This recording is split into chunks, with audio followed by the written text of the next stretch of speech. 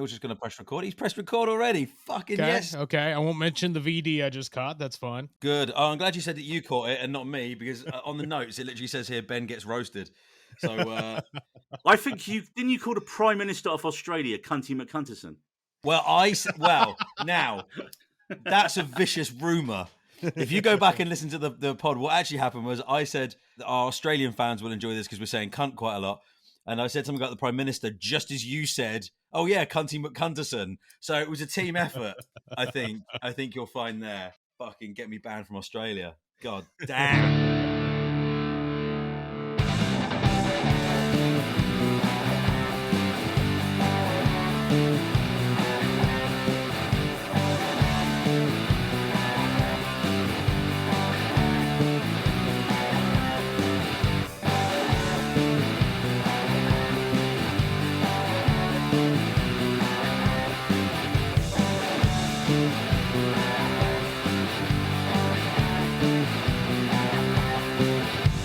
Hi and welcome to the We Needed Roads podcast and a special episode where worlds collide as thanks to Ben's day job as an international man of mystery, we are joined all the way from, is it sunny in New Jersey?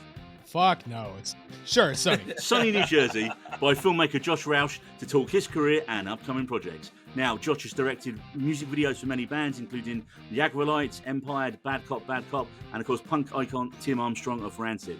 As well, he's a director and a filmmaker. He's directed 3 documentaries so far for Kevin Smith about the making of some of his films, Doofus Yes, the making of Tusk, Magnum Opus for Jay and Silent Bob reboot, and Clerks 3, the documentary. And of course, you had your feature film debut came out a little while ago, Wrong Reasons, that we're going to talk about later. And of course, you got your own production company called Anticurrent. Josh, glad you could join us here today. Thank you for having me. Ben's one of my favorite people in the world, so I'm very stoked for this. Ah, you say all the right things. But that is like, I mean, friendship to one side for 1 second, which is something I never want to say ever again. But like reading Neil's notes as he read that, I forget exactly how much you do and how much you have done and consistently how much is on your plate. Like, it's always impressive to read that shit. You're very sweet. That's all you're getting. That was also the best intro I've ever got on a podcast, so thank you. Like, fucking nobody ever does the research. That's dead on. Oh, I even checked, like, I got a bit like, 4 days ago you had a new music video come out, that's on there for later. Yeah, thank you. Amazing. Right, so what I like to do on a pod is basically when we have a guest on, we like to talk about, your background, and obviously with you style yourself as like a punk rock filmmaker. So I have to ask, growing up, what came first? Was it the music or was it the filmmaking? Oh, it was 100% the music. I got into, it was Beavis and Butthead Do America soundtrack when fucking Rancid's I Want to Riot came on, and I was sitting there in the front row of the movie theater. And I was like, what is this sound? What is this horn? What is this aggressive guitar? And then I just sought it out from there. And like, honestly, that one moment dictated the rest of my life. When that came out, me and Ben, we were at Reading Festival and they had it in the movie tent. And one of our mates was absolutely mashed off his face. And he got up and started making hand animal signs in front of the projector. And he actually got thrown out of the screening at a festival in a tent because he was just so amazing. Wasted. He was that the year that he got all his weed taken away? And he was usually this like docile, on the first day, like mellow guy. And he was enormous as well. He was like the biggest one of us. He got all his weed taken away by the cops. He just started drinking and turned into an absolute fucking riot monster. Whilst definitely for me, music came first, and like movies were like a different kind of escape. Like music became my career, and then movies became like an escape for that, and like TV and stuff as well. But one of my earliest like crossovers was the not so great movie Idle Hands. Oh yeah, with like the opening scene where they've got Rancid's Blood Clot playing, right? Yeah, and I'd heard Rancid before, but I was like, what is this? Like, where did this song come from? Like, when you hear like an album like Out Come the Wolves, you don't necessarily think there's going to be like another body of work by a band that's like going to be as fucking hot as that. And I was just like, what? I think I asked either Neil or Phil or like one of the guys we used to hang out with. It's like, do you know who that band is? And they were like, yeah, it's Rancid. You've listened to fucking loads of their stuff. And it blew my mind that like there would be stuff in movies that I hadn't heard in the music, because I considered myself to be like up on music. And then that made me go, oh, I know nothing. I know fucking nothing. Well, you weren't really into like punk when it started, was you? You was like, you was into like, it was kind of like all the like Brit rock bands at the time, stuff like Feeder and all that kind of stuff. Yeah, and, for sure. All rock, like live, like our bands back in the day, we covered live Freaks. Whoever covered Freaks by live, man? Like in England, no one. But like punk was always part of my like my music makeup.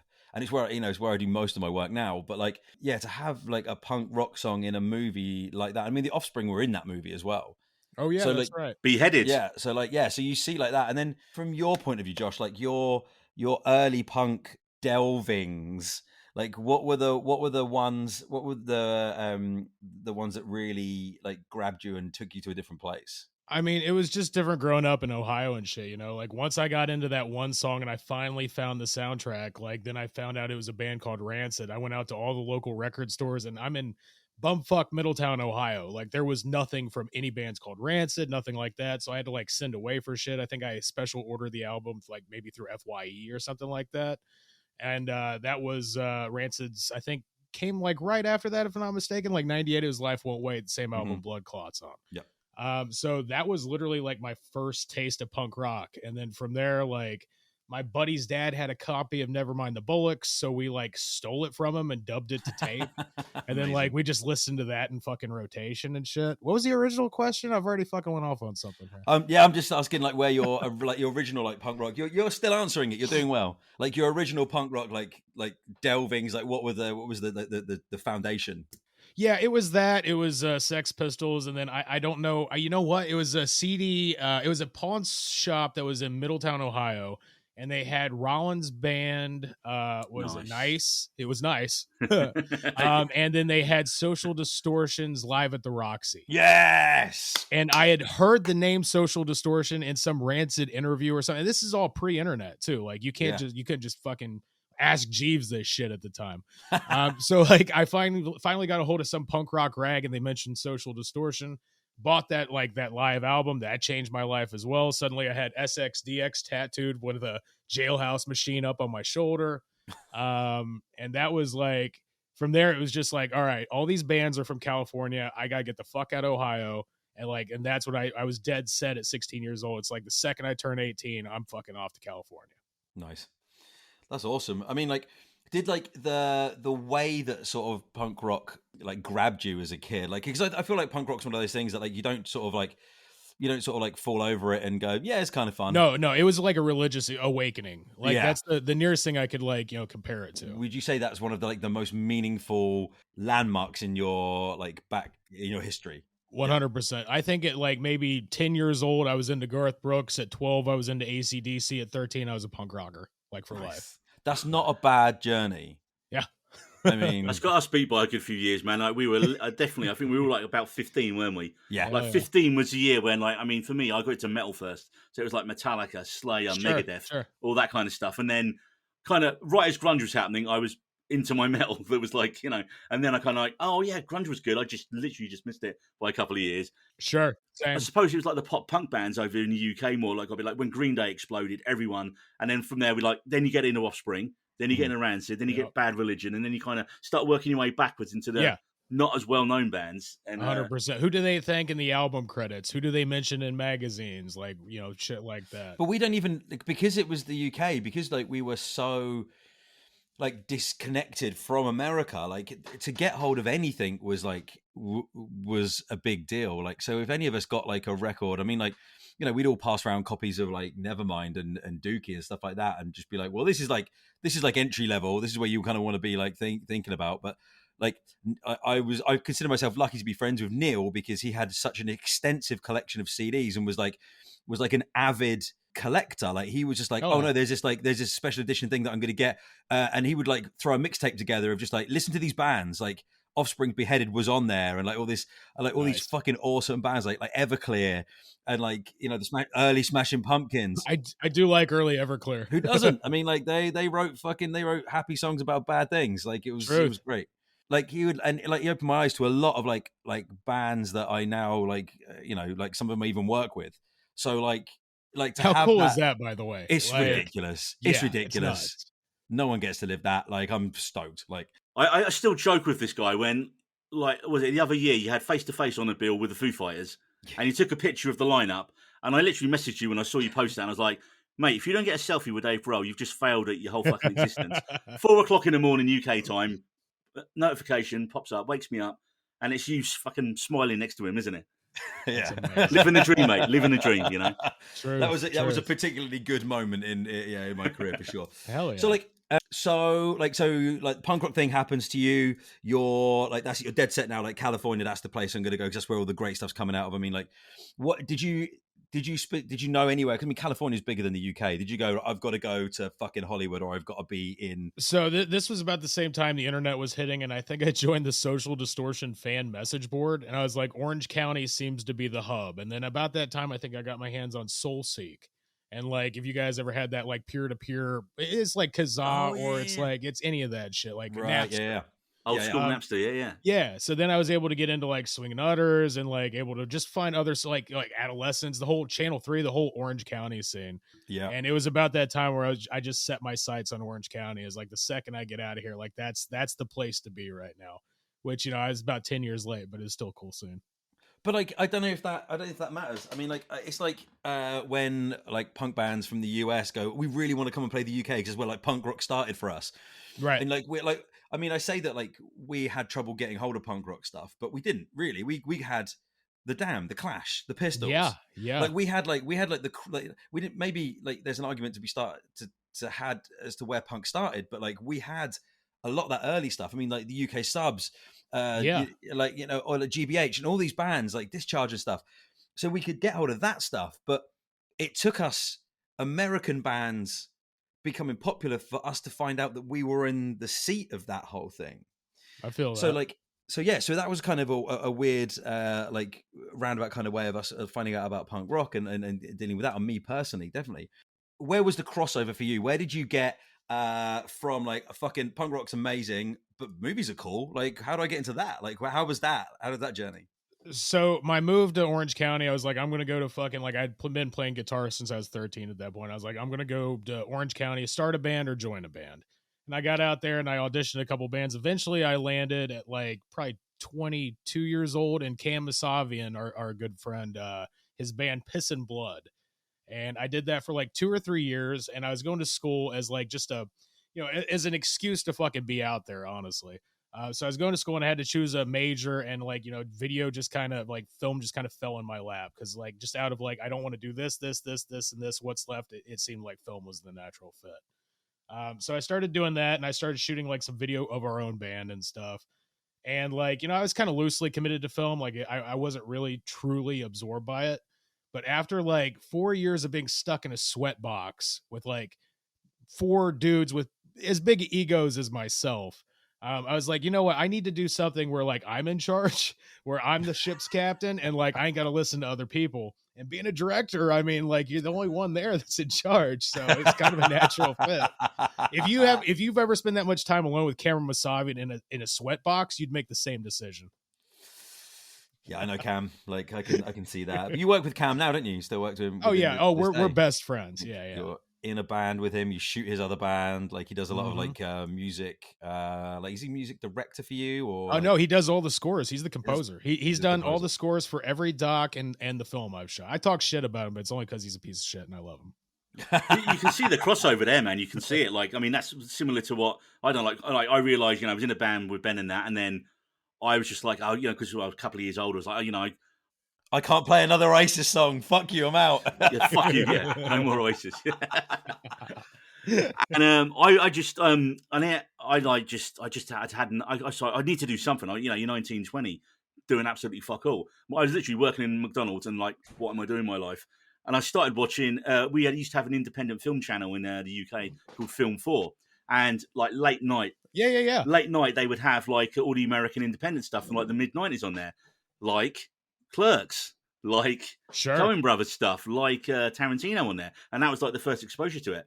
And I was like, so I started doing a 1 night a week film studies course, and then like the guy on the course was like, mate, you should just think about doing the whole 2-year course because you know your stuff on it. I was like, okay, and then of course your band More Normal then took off a little bit, didn't he? He was going around the UK, and I was like, okay, so whenever I was around, I'd be like, okay, jump in a bus with you guys and film your early stuff as well. And so it kind of went from wanting to be up there doing it to actually, do you know what, I like actually filming it and putting it together and doing it. I don't know if Ben's ever shown you. We've done a piss take video of Cribs. No, I haven't shown anybody that. That's hilarious. Ben wandering around some mansion you guys were playing somewhere. I remember you guys turning up to set up, and you're like, "Oh yeah, what living room do you want to set up in?" And we're like, "There's more than one." We all got so drunk before that party even started. I remember your drummer fell off the stool at the end of the first song, didn't he? Yeah, and like it was as the band were going to start, like we were so drunk. There was just like 3 tables just full of empty beer cans because we're also there way too early. We got there so early and set up, and we were just like, it was our buddies, and like we were that like juvenile, like in our like fucking like early 20s, thinking we knew everything and that we were the funniest people in the world, and we had I'm this still game. Stuck in that. Yeah, exactly. Just got my money now. But like we had this game called Sack Tap where we just hit each other in the balls, like just out of nowhere, just like Sack Tap. If you hit someone in the balls and didn't say Sack Tap, that was out of order. But if you said Sack Tap, everybody would laugh. Society would collapse. It would. I mean, it's close to it. I mean, bring back Sack Tap, I guess. Cam and I had "Hey Tony." You could just say, if you said "Hey Tony," you have to let the other person just slap the fuck out of you in the face, like you're an Italian. That was it. Like if you said "Hey Tony," it's just like fuck. I'm doing it right back to you though. Right, that's it. So like at the end of this party, there was like we were all leaving. We played 3 songs. I know where this is going, Ben. Yeah, I know you do. We were the guy whose house it was. He was a giant dude. He was lovely guy. But obviously, we'd got everybody in the party into like sack tapping each other. And end of the night, our guitarist, like as we were leaving, went, "All right, see you later, mate." Sack tap, and like hit him in the balls. He stumbled backwards through this fucking enormous mirror.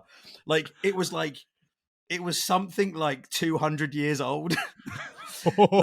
like was being a key word, beautifully free-framed, fucking enormous, like antique mirror, and like destroyed it. Absolutely fucking destroyed it. So that was where the beginning of the end of that game. But so yeah, I mean, like we all make silly mistakes growing up like that. What's interesting about what Neil just said is that like because we had like such limited access to stuff over here in comparison to the US, 4 channels, one of which was like slightly independent and would play maybe some of the movies that you like that would like bring you outside of the box a little bit, which I very rarely did. So I actually, yet again, I was relying on Neil when he discovered movies like Dazed and Confused. That was the other one, man. And Clerks and stuff like that. He'd be like, "Guys, you have to watch this stuff," and I'd just be like, "Oh, shut up, Neil! It's all about music. You don't know what you're talking about." And then, like, we'd have a party and he'd stick a movie on, and I'd just be sat and I'd be like, "Oh, fuck, this is actually really good." So Fair.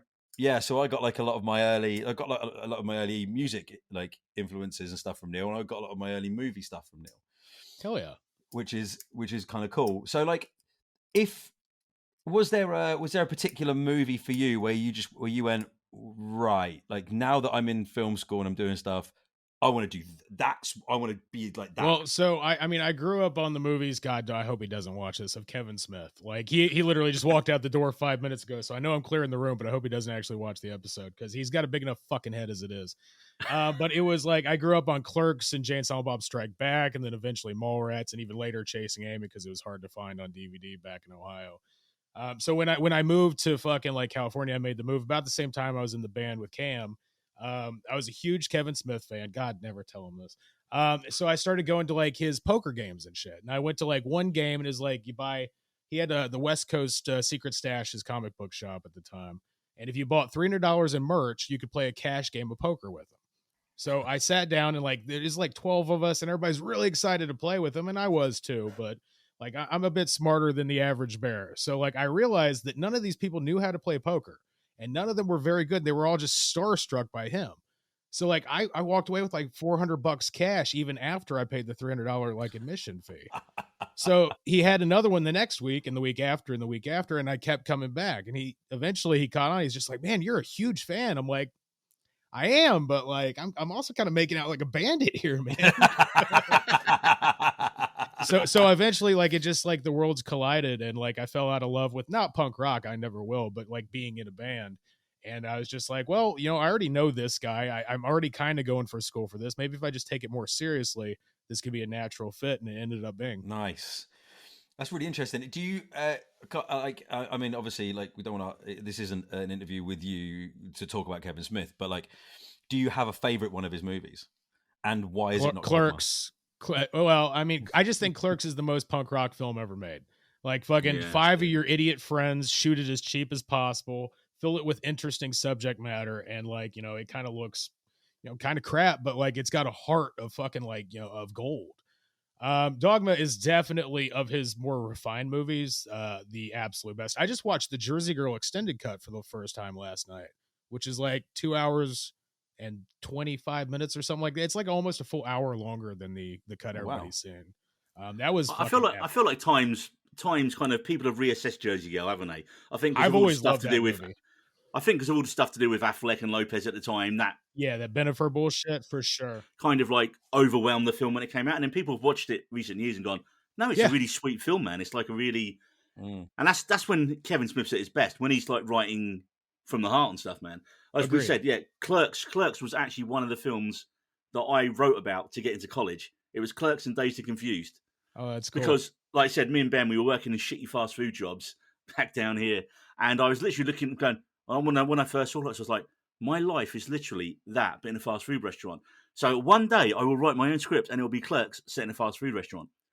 Of course, never got round to it, and then he fucking makes it as Clerks 2, doesn't he? Which is a natural progression. I was happy that I remember with me and Ben having this conversation. I'm going, do you know what? I'm just happy that I was on the same wavelength, because when I saw that, I was like, oh no, man, that's great. That's exactly how I would have done it, right? But obviously, the guy who did the first one, didn't the soundtrack for Clerks cost more than the film? Yeah. I'm pretty sure. 100%. Oh my God. Yeah. They had Bad Religion. They had Soul. Alice in Chains were on there. Alice in Chains. 100%. Yeah. They were. I mean, I think the movie itself cost him 28 or 32 on credit cards, and like, the bill for the music had to be way more than that. Talking about, like, as I said, we're talking about sort of punk rock, and like you say, you call yourself a punk rock filmmaker.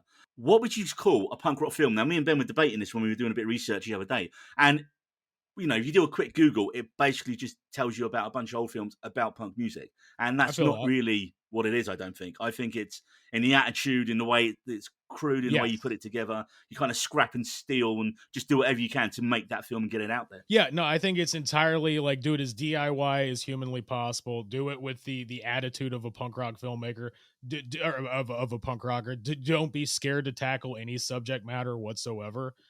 And be unabashed about your views. Like, I mean, just treat it the same way that you would like a very angry, fast 2.5 minute song.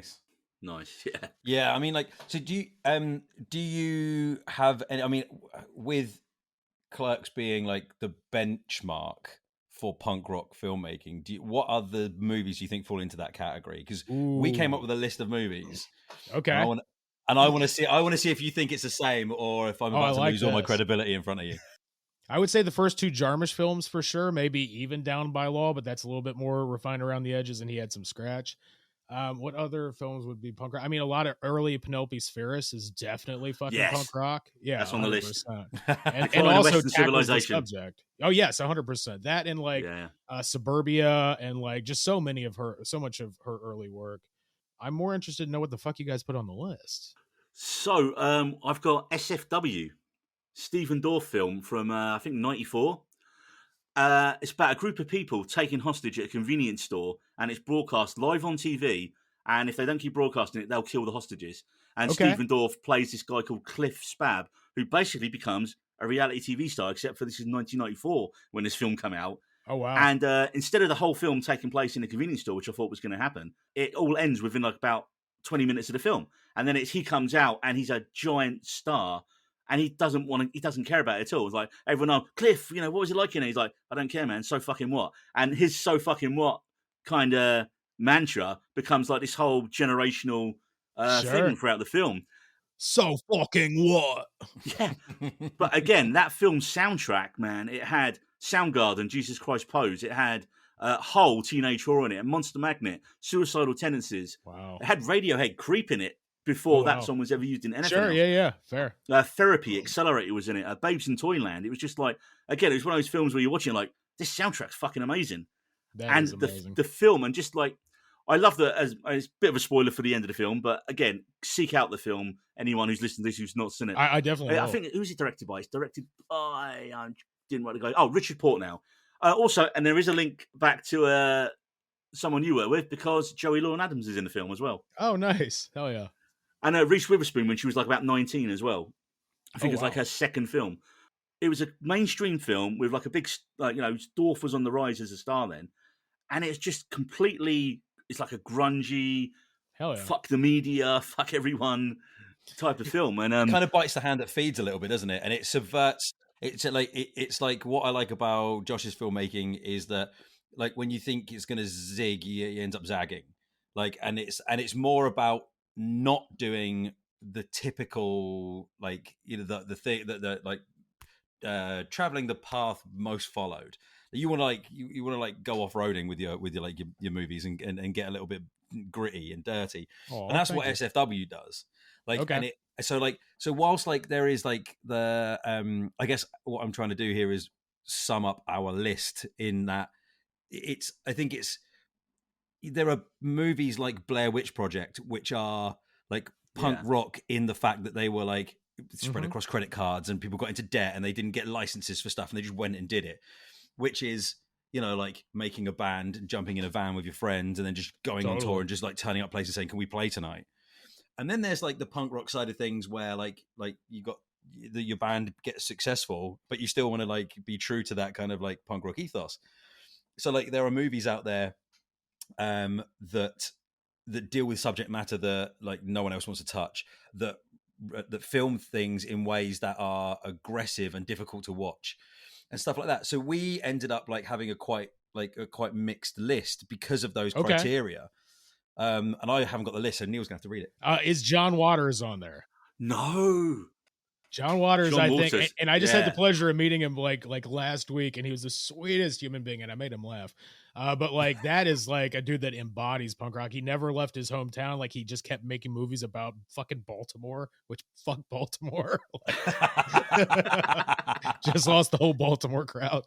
Yeah, don't worry. The one person in Baltimore that listens to us is probably there. It's probably there by accident anyway. Won't worry about it. He's doing something new, isn't he? I just saw it on social the other day. He's got what's his new project he's working on? It's rumored. He has not confirmed it publicly. Actually, I think he dismissed it publicly not too long ago. But it's got somebody really fucking big in it. I don't remember, but it sounded amazing. It's his first movie in like 20 years too. That was it. I remember seeing that first new film in 20 years. Like, oh shit, man, that's going to be a Trainspotting. Oh, I feel the dance music from that soundtrack was bigger in the UK. Well, they got it. What got it over than like. But it was the move. Born Slippy was massive. Yeah, Born Sleepy was massive because of this movie, I think. Yeah, okay. Like, it was one of those like it was like an underground movie that like captured everybody's imaginations, like the Reservoir Dogs vibe, like, and then I feel like that pushed the soundtrack like further and faster. But I mean, again, in the way that it's shot, in the subject matter, in like in that whole kind of vibe, I agree that Trainspotting's definitely up there. Also, I think one of the better sequels made, Trainspotting 2. Like I honestly do like that movie a lot. It's not afraid to embrace. It's like what do you call it, when a romanticism of like the last movie. Like I do dig that. It had a lot to live up to as well. So there was a lot of like a lot of pressure on it, and instead of being like, oh, we need to make it like the same, they just went, well, no, because these people aren't the same. They're not going to be. They're not going to react the same. They're not going to deal with the same stuff. So and while still being kind of nostalgic. There was no like. I mean, he like coming up soon. He's going to be doing 28 months later. Yeah, almost 20 years odd afterwards, because now he wants to do it. He's do it when he wants to do it, man. One of the biggest ones, in kind of around the same time as all the mid-90s stuff, Robert Rodriguez with El Mariachi. He submitted his body to medical testing to get the money to make the film, man. It's fucking cool shit. That is. And that stunt with the actor on the zip line over the bus, man, like that was just. I remember reading his book, like the Guerrilla Filmmakers book thing that he had out, and it's like, insane what he did in his early days, man. Wasn't that the actual actor, right? It wasn't a stuntman. It was just like they zip lined. They couldn't afford a stuntman, yeah. So he was just like, I guess I'm just going to zip line down this thing and hope this should get the shot. Land on the bus, yeah. Hell yeah. We found a really old one as well, actually, today. River's Edge, 1986, by Tim Hunter. Not familiar. And it's a film it stars Keanu Reeves in one of his really early films, Dennis Hopper as a one-armed drug dealer called Feck, who dances with a mannequin. And the whole film's about these sort of kids at school, and one of them says, "Oh yeah, I killed my girlfriend last night." And none of them believe him because they're just so disaffected. And he goes, "Well, yeah, I'll come out and I'll show you where I left her." And they get there and they're there, and instead of like calling the police, they all just kind of sit around and talk about it. Wow. But again, the soundtrack to this film, you got Slayer, The Wipers, Agent Orange on it, Oh, I love the Wipers. Agent Orange as well. and Crispin Glover in it. That guy's a fucking nut. He looks like Jay from Chain Silent Bob in this one. He's got the hoodie, he's got the long hair. He's like, he's got that same kind of manic energy in it. So, I mean, I watched the trailer earlier today, and the trailer's so badly cut because it's picked completely the wrong song for the tone of the film. It's trying to make it like, this is a teen film for the 80s. And you're like, no, it's dark as fuck and really nihilistic. And obviously, I suppose you'd probably want people to go and see it, so you wouldn't get that across in the trailers, Bringing on to actually a film you've literally just finished watching about an hour ago, Ben. Green Room. Yeah. Oh, I love that movie. Right? I mean, like, it's got it. Not only is it about a punk band and deals with a lot of issues. Like, I honestly thought they captured the feel, like the opening of that movie, where it's just like you just surviving in a van on tour. I was like, man, they captured that really fucking well. Yeah, and then like, I mean, that it's got a lot of everything in there, and then obviously it's like horror movie on top. Yeah, and great needle drops and fucking like just I mean, even the way that they handled like the boots and braces and the Nazis and shit, like it all felt like way too authentic, like scary authentic. Like someone's had a near miss for sure with that. Run-ins for sure. And it's easily done in the punk scene because sometimes people aren't truly honest with their leanings, and you can get totally. I've been in I've played gigs where I've been wearing a UK Subs t-shirt with like the anti-Nazi logo on it, and like someone's come to me going, "Oh, do you know what that is?" And I was like, "My UK Subs t-shirt." He's like, "Yeah, but what does that symbol mean?" And he was a full-on Nazi. Jesus. And he was like, and the only reason that he didn't like try and kick my head in was because he was a friend of a friend. And and my buddy was just like, you know what, like, yeah, like you just need to leave him the fuck alone, sort of thing. And I was like, oh, cool. So you're friends with that guy, are you? That's interesting. Like maybe we don't hang out anymore, sort of thing. So like it was an interesting sidestep, and I can see how like that shit gets like slips past people quite often. Like it's fucking scary. And when they decide to play like, what is it, "Fuck Nazis," whatever the Dead Kennedy Nazi song punks, is. fuck off, innit? Yeah. I was just like, fuck yes, that's ballsy. Love it. Well, and of course, and don't forget, you got Chekhov for Picard in the same film as well, man. So, that's true. Yeah, that's true. I didn't think about that. That is the most against type I think I've ever seen Patrick Stewart in anything, man. Like, he's just that bit where he says "let them bleed" when he lets the dogs on him. You're like, holy fuck, man! It's so brutal. God, what was his name? Anton. He died. Yelchin. God, he's so fucking good, and that's a great documentary about that guy. If you've never seen it, about like his life and death, and like he was like he'd go to S&M clubs in North Hollywood, like super interesting, weird cat. That is interesting. It always like blows my mind, like what drives people and how they release as well. Truth. Like with like when you get into a creative job that is a creative release, like, and that creative release then becomes your job. Like, where's your release? Sure. Like one thing takes over another. It's like you tarmac over one, and then all of a sudden you're just like, well, how do I get like the thing back that I was using my job for? Yep. So like, that always really interests me. Don't always agree with it because I'm just this one guy. What do I know? But like, yeah, like it's always a really interesting. No, you're kind of right in that, man. Like you said, like you kind of. I always wanted to like be involved in music or film and that, and I kind of like. I mean, Ben noticed that I was like bumming around, still doing nothing, and I just applied for a job one day, and I got a job as a videographer for a cruise line. And 7 years later, 7 years traveling the world, getting paid for it. It was like best job I ever had. And then come back, you get into like the corporate video world, and it's just soul destroying. It can like be people in room talking about money, and you're well, it pays the bills, and at least it's the industry I'm in. That's why we do a podcast. This is a perfect segue. I feel that into Josh, what was your first job in the movie or TV industry? What was your first like paying gig? First paying gig, I got really lucky because in college, which I didn't graduate college until like last year, but I always make the joke. I went there for 3 years, dropped out, absorbed like $60,000 in loans. But what I did get was my buddy Chad Sachs. And Chad thankfully graduated, went on to work at Sony, and then promptly got me hired at Sony. So I Good did lad. quality controlling for the PS3 video download service, which literally means I watch TV and films for a living, just to make sure that the metadata, like the description of the video, matched up to the video, that the video didn't have like digital hits, that it was like encoded properly. I literally watched TV for a living for like 8 years. Wow. Yeah. God damn, I bet you saw some awful shit. Oh God, fucking episodes of iCarly that were mismatched with the wrong seasons, and then I have to go through the descriptions and the videos and then reallocate like which one was which. Like it was fucking impossible, but I got there eventually. Did you find any gems when you were doing that? Did you like watch a few things and go, "Oh fuck me, people need to hear about this. This is great." I mean, yeah, Breaking Bad I got paid to watch. that's cool. Unfortunately, I think I saw Avatar like 92 times in the course of 2 months because it was such a big release. Like they made me watch it again and again, every single encode, every single version. Oh God, that was fucking grating. That was horrible. I'm having PTSD thinking of that. Anyway, everything's blue and I hate the world. Fucking Smurfs, man. But yeah, so that was but also that job allowed me the free income and the time to work nights and weekends, essentially like PAing, doing free work for Kevin. I was the crowd camera videographer on the weekends for his, let's see, Babylon, Jay and Silent Bob Get Old, and like he had some other podcast with John Lovitz. So I would do that at nights. I would do that at weekends, and then at night I would edit those videos, and during the day work at Sony. So I was pulling like crazy hours, and usually sleeping underneath my desk. Isn't there a story about there being an earthquake when you were sleeping under your desk? So they would turn the air off at night because nobody was supposed to be in the building. So I'd have to sleep in my underwear. And like, you know, I have contacts. So I have these really dorky, huge glasses where you can't see out of your peripherals.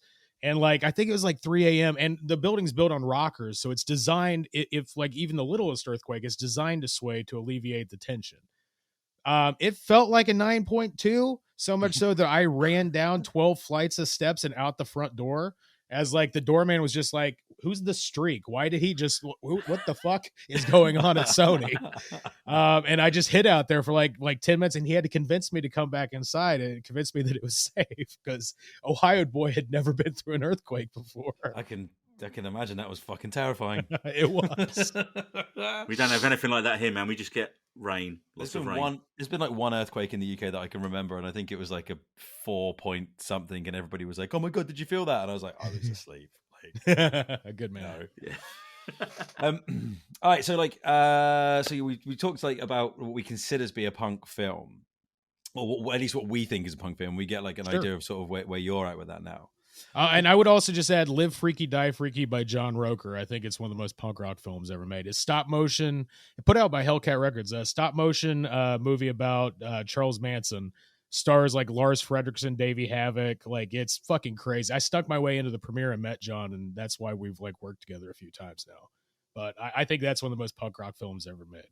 Like, that's really interesting. So like, from your point of view, when you decided you wanted to be a punk rock filmmaker, I guess, because I'm just assuming that is a theme that you carried through from your days. You didn't go, oh, you know what, like blockbusters sound like a good idea. Let's go see if I can get a job at Sony making one of their like Columbia pictures. No, yeah, I mean, I definitely absorbed like everything I knew from just like fucking 3 chords and the truth into like, well, I guess I'm just going to make this as cheap as possible and try to make it resonate with, you know, a very specific demographic of person.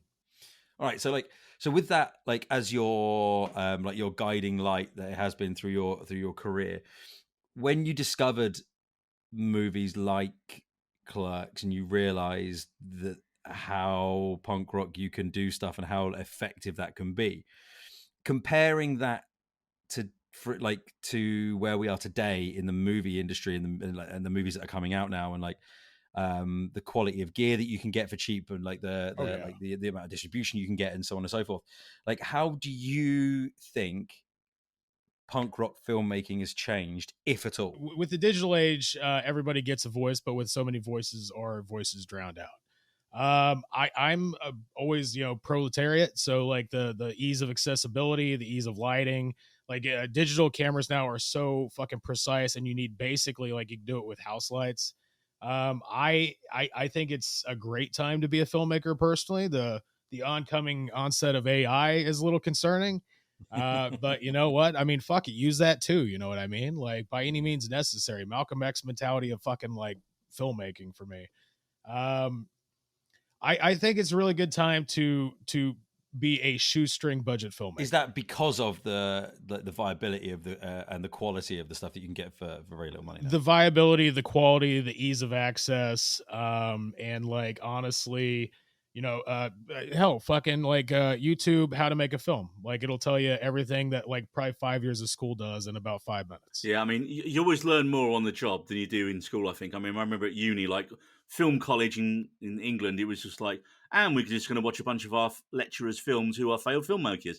Great. I really wanted to watch that Nazi vampire film you made. Fantastic. It was good. It was problematic in lots of ways. I mean, honestly, yeah, those that cannot do teach a lot of the time, not all. No, you get the time. good lecturers who kind of, you know. Sure. And like, and you know, I got exposed to a lot of Godard and a lot of like, you know, higher echelon cinema that I probably wouldn't have otherwise.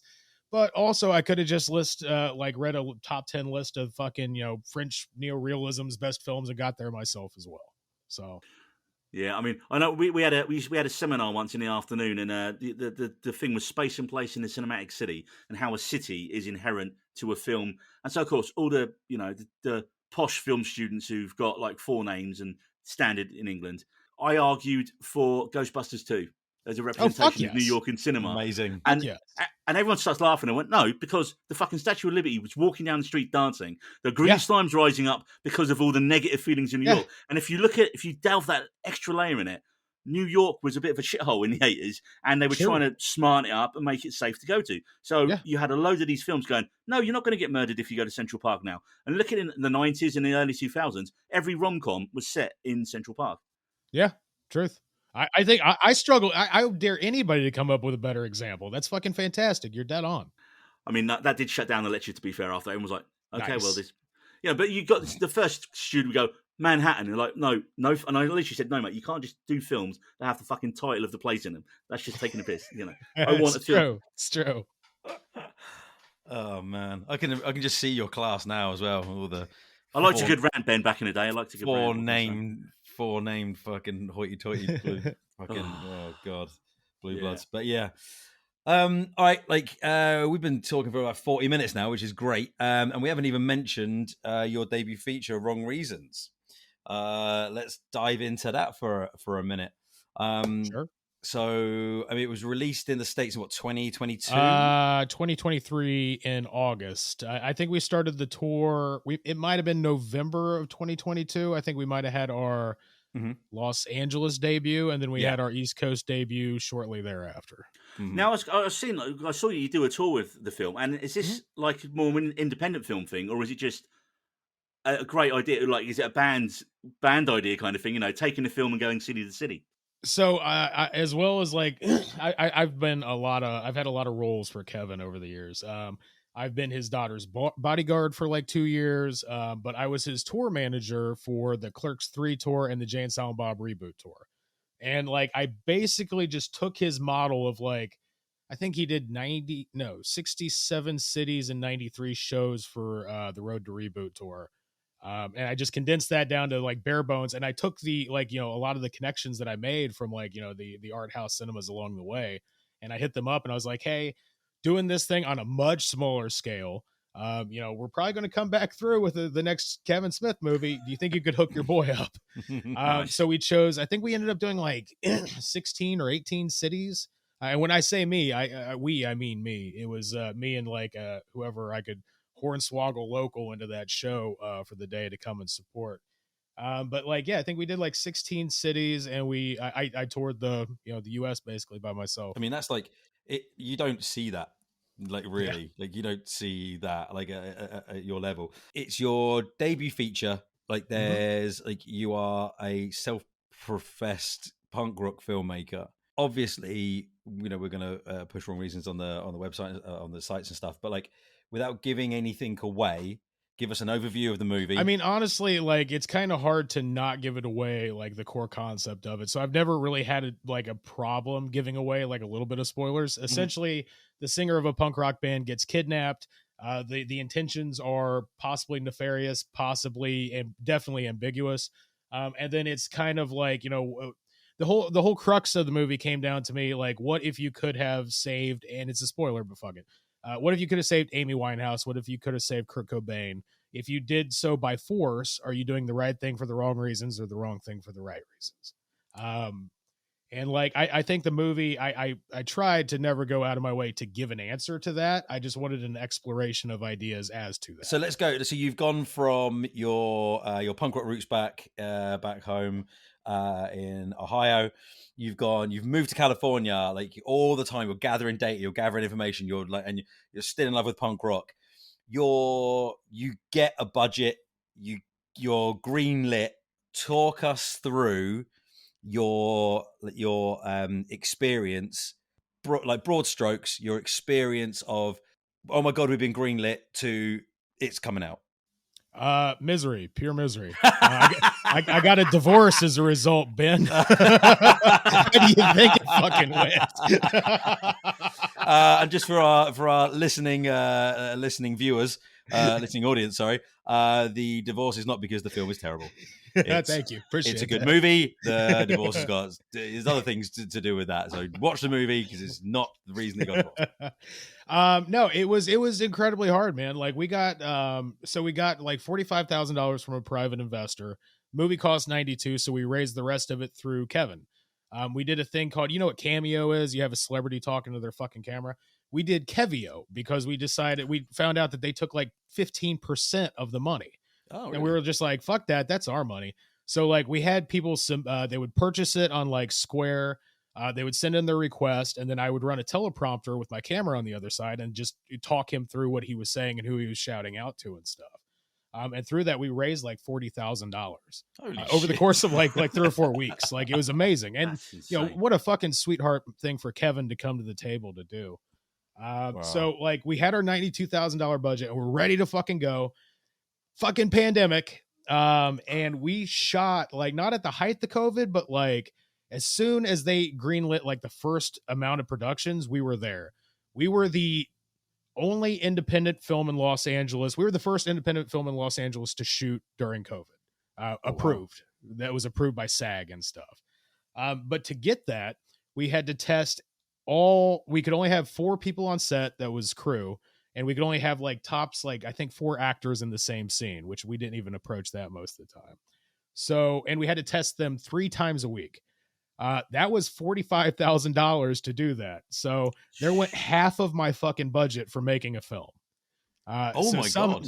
Somehow we made that film for, I don't know what the remaining is, maybe $40,000. And so did the COVID restrictions impact on how you actually ended up having to shoot it and direct it? I had wrote a version of this that probably could have been shot for $1 million. It became obvious that's not going to happen. I wrote a version of it for $500,000. Obvious that wasn't going to happen.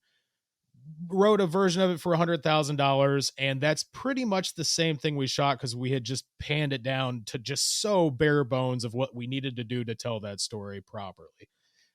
It definitely suffered in regards to the amount of takes I was able to do because we had to keep moving. We only had like so many days we were allotted for because we could only test so many times as per our budget. There's like, I watched that movie and all I see is the fucking imperfections, which, you know, is punk rock and that's fine. But I would have gave my fucking left testicle for another like 2 takes on everything that we did because that's where it suffered. How many days did you have on the shoot?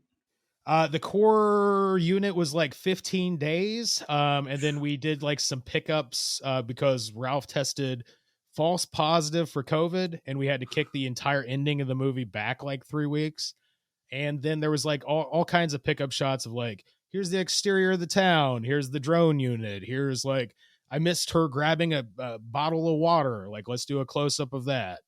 But the core of it was like 14 days, 15 days for the main unit and like 2 days for the secondary unit, which was the ending. Wow. Yeah. We'll start with so what was like you say, I mean, you've gone through some of the horrific shit you've had to deal with already on the film. So I was going to say, what was like the lowest experience directing on that? Let's see. How to do this and not talk poorly of anyone.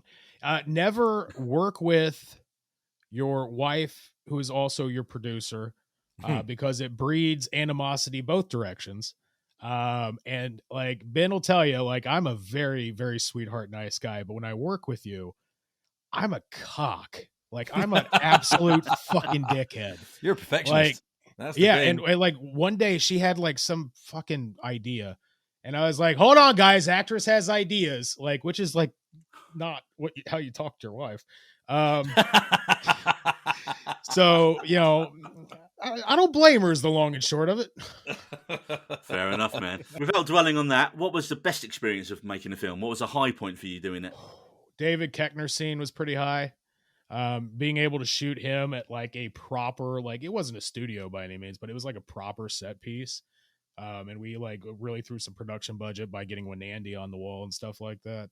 Like working with Koechner and like seeing him stretch his dramatic muscles, like that was he's not known for really that, is he? fun. Not at all. And he should be, because Christ, he's just a great actor in general. But people get stereotyped and they get like, categorized, and it was just like when I really saw him bite into the script and kind of go off on a tangent, like when he's getting interviewed, it blew my mind. I was like, I cannot believe that I am shooting this. Like, it was really cool. So the kidnappers driving to the cabin, and there was a lot of driving scenes that I'm sure that you had a safety rig. Oh yeah, safety rig. We had permits, 100%. Definitely had permits, and you weren't hanging out the back of an SUV with a camera. No. You wouldn't ever do something like that. No, I definitely wasn't hanging out of the back of Matthew Rowbottom's SUV with my legs on either side, with the rear gate completely open, up a mountain that was had pit holes or whatever you call it. It was not good pavement, and just resting the camera on my stomach, and I'm like, action, I guess.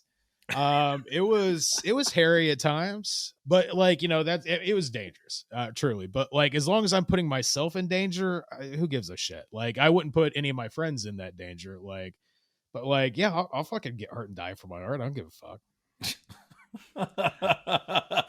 Being one of those friends, I'd rather you didn't, but like, we'll talk about that later. In your mind right now, I mean, like, what are the new punk rock films? Where do you think the new punk rock films Green are Room from? I mean, like, it's older than us, but still, I think it's probably the best example of a modern punk rock film. It's coming up for 10 years old now, isn't it? It's 2015.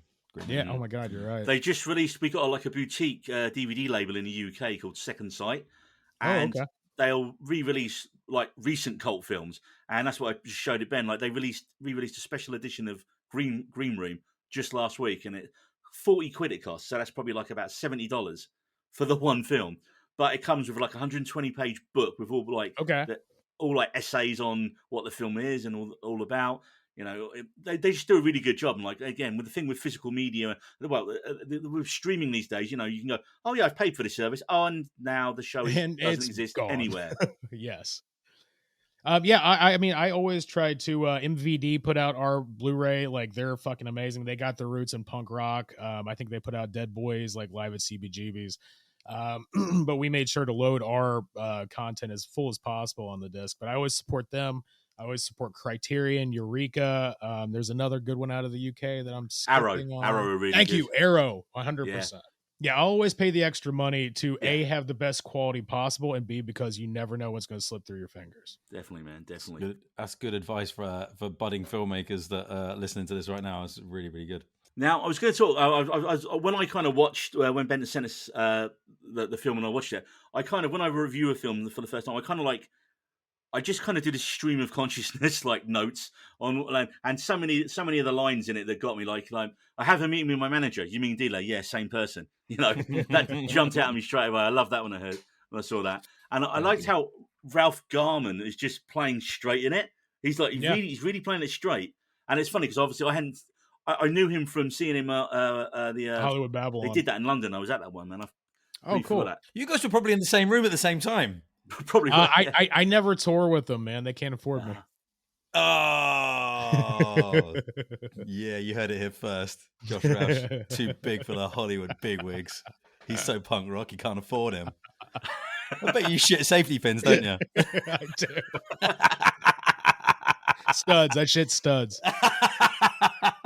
Which is ironic because you're not one. Fuck you. That was a solid tag. That should be the cold open. Anyway. Well done. What I like is once the kidnapping kind of occurs, you realise how far out of his depth James is. Yeah. Like I say, yeah, I like Ben says, I don't really want to spoil where the story goes, but I just like how he clearly doesn't have a clue what he's doing. Like he's got like you say, he might have a nefarious idea, he might have a good idea for the whole point of the kidnapping, and what I like as well as it develops is the interwoven narrative. So you have you got Kat and James in the apartment, but then you've got Dobson's story going on, and it's just intercut nicely, man. When you're like going between their scenes and building up to it. I love like the other line I noted down, like, what the hell's a Redditor? Thank you. I appreciate that. I wrote that joke for Cam just to see if he'd pick it out. Nice. I was going to say as well, man, the standout bit, one of the standout bits of lines for me is like any film that has a quote from Territorial Pissings in it. That is, it predates my love of Rancid, but like to me, that was like the punk rock high water line for a long time. That song is still, whenever we have like a jam night down at one of our local pubs, like from back when we were 15 and like a few of us still get together, we always still usually end the night by everyone getting up and just screaming through and smashing through Territorial Pissings. Come on, people now, Sponge brother. What's the Rancid with Tim Armstrong acoustic version song that's in Wrong Reasons?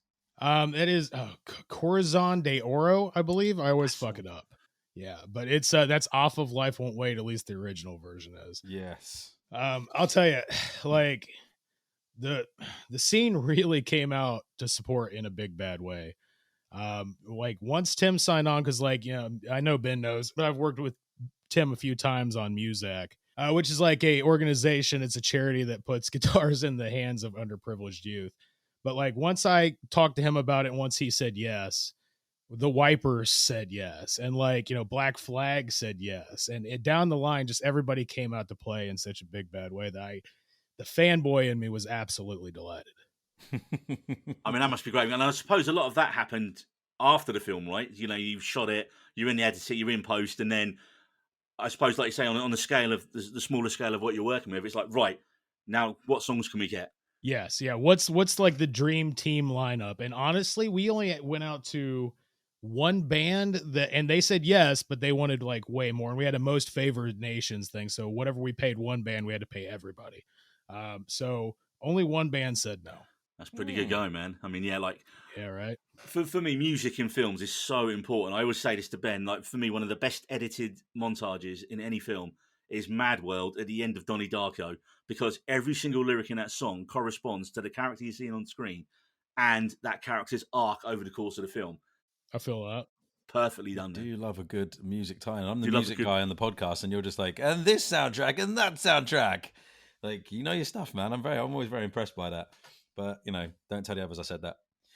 All right, man. Like we're kind of getting towards the end of this now, but like it'll be remiss of me, should I say, if we didn't ask you about like what you got coming up, what are you excited about, like what does the future hold for the almighty motherfucking Dr. Josh Roush? Let's see. I'm currently brainstorming ideas for the next feature with this bald piece of shit out of the UK.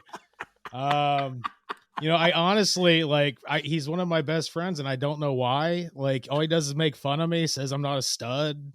It's true. It's true. I've seen the way that guy talks to you. You should not put up with that shit any longer. So we're brainstorming the next narrative feature right now, which is pretty goddamn exciting. But I've got I'm doing a documentary on SmodCastle Cinemas, which I own 5% of, with Kevin Smith. Basically, it's like a love letter to the theater. Yeah, that guy. It played Silent Bill or something like that. That's the guy. Quiet Jim. Quiet Jim. Yes. Got that going. I'm finishing up the Michael Parks documentary right now. Which how close is that to? Sorry, how close is that to? Yeah, we're back out to the lawyers for yet another cut. Like, I edited this like 5 years ago, and since then fair use laws have changed. So now you're not as allowed to use photographs as predominantly and claim it as fair use. You guys have a version of fair use, right? Yeah. So I have to switch up a bunch of that, get it back out to the lawyers, but it looks like after that we're locked, and hopefully we're coming out. We signed a deal with MVD again, which this might be, I might have just announced that for the first time right here. Congratulations. Thank you. There we go. But exclusive, Ben. Exactly. So that'll probably come out like this summer or this fall would be my guess. But we got like Kurt Russell, we got Robert Rodriguez, we got Mickey Rourke, we got Kevin, of course, we got we got a lot of people on that. And then I'm also working on a short doc in Dallas in a few weeks for a chick called Taffeta Darlin. We're doing a documentary about like therapy dogs and stuff like that. Doing some videos for Bad Cop, The Last Gang.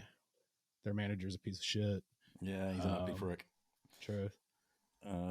Me First and the Gimme Gimmes. There's some. There's a whole side of Josh's. Maybe he's not such a prick. Where sometimes I hook him up with some good jobs. But like he did a great job. I mean, like the thing is about the Me First and the Gimme Gimmes, if you don't know who they are as a band, they're a punk rock supergroup originally made up of, you know, the guys from like NoFX and Lagwagon and No Use for a Name / Foo Fighters. And over the years they've changed members in and out. Currently they're sitting on a couple of members. Like they've got the drummer is from The Damned, the bass player is from a little band called the Ramones. They got a guitarist from Strung Out, guitarist from Rocket from the Crypt. But they've always had the same singer. So I hooked Josh up with those guys, and he's done great work, I think, with them, and made friends with one of the Ramones. So, you know. Neil, so I'm sitting there, and I just shot, like, Me First and the Gimme Gimmes, and I'm texting with Ben, and I'm just like, he's like, have you met CJ yet? Because he knows I'm a massive fan. And I'm just like, no, what am I going to do? I'm going to go up and drool on his dick? Like, why would I do that? So this motherfucker starts texting the entire crew, and it's just like, hey, somebody get Josh and CJ together for a picture. He's a massive fan and doesn't want to say anything. So like CJ walks up to me, and I'm like, yes, Mr. Ramon. And he's just like, I hear you're a fanboy. You want a picture? I'm like, yes, sir. We've got to give Ben his credit for that. He got us into what was the festival last year, mate? Oh, it was a slam dunk. It was the NoFX. The NoFX last UK show, and he's like, "Oh, do you want to meet some of the guys?" And like, you know, introduces us to El Jefe.